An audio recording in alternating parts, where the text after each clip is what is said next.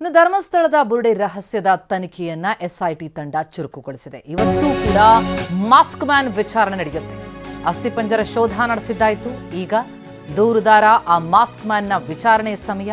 ನಿನ್ನೆ 6 ತಾಸು ದೂರುದಾರನನ್ನ ವಿಚಾರಣೆ ನಡೆಸಿತ್ತು ಎಸ್ಐಟಿ. ಇವತ್ತು ಕೂಡ ವಿಚಾರಣೆಗೆ ಹಾಜರಾಗುವಂತೆ ಮಾಸ್ಕ್ ಮ್ಯಾನ್ಗೆ ಸೂಚನೆ ಹೋಗಿದೆ. ನೋಟಿಸ್ ಕೊಟ್ಟು ಕಳಿಸಿದ್ದಾರೆ ಎಸ್ಐಟಿ ಅಧಿಕಾರಿಗಳು.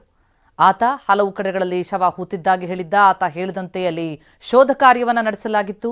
ಈಗ ಎಫ್ಎಸ್ಎಲ್ ವರದಿ ಬರವು ಕೂಡ ಮುಂದಿನ ಕಾರ್ಯಾಚರಣೆಯನ್ನ ಸ್ಥಗಿತಗೊಳಿಸಿದರೆ, ಇನ್ನೊಂದು ಕಡೆಯಲ್ಲಿ ಆತನ ಮೇಲೆ ವಿಚಾರಣೆಯನ್ನು ನಡೆಸಲಾಗ್ತಾ ಇದೆ. ಆತನಿಗೆ ನೋಟಿಸ್ ಕೊಟ್ಟು ಇವತ್ತೂ ಕೂಡ ವಿಚಾರಣೆಗೆ ಹಾಜರಾಗುವಂತೆ ತಿಳಿಸಿದ್ದಾರೆ. ಆತ ಒಂದು ಬುರುಡೆನ ತೆಗೆದುಕೊಂಡು ಬಂದಿದ್ದ. ಆ ವಿಚಾರಕ್ಕೆ ಸಂಬಂಧಪಟ್ಟಂತೆ ಕೂಡ ಆತನನ್ನ ಪ್ರಶ್ನೆ ಮಾಡಲಾಗ್ತಾ ಇದೆ. ನಿನ್ನೆಯೂ 6 ತಾಸು ವಿಚಾರಿಸಿದ್ದಾರೆ. ಹಾಗೆ ಬೆಳ್ತಂಗಡಿ ಎಸ್ಐಟಿ ಠಾಣೆಗೆ ಎಸ್ಐಟಿ ಮುಖ್ಯಸ್ಥ ಪ್ರಣವ್ ಮೊಹಾಂತಿ ಭೇಟಿ. ಬೆಳಗ್ಗೆ 11 ಗಂಟೆಗೆ ಠಾಣೆಗೆ ಬರಲಿದ್ದಾರೆ ಪ್ರಣವ್ ಮೊಹಾಂತಿ. ತನಿಖಾ ಪ್ರಗತಿಯ ವರದಿಯನ್ನ ಪಡೆಯಲಿದ್ದಾರೆ ಮೊಹಾಂತಿ.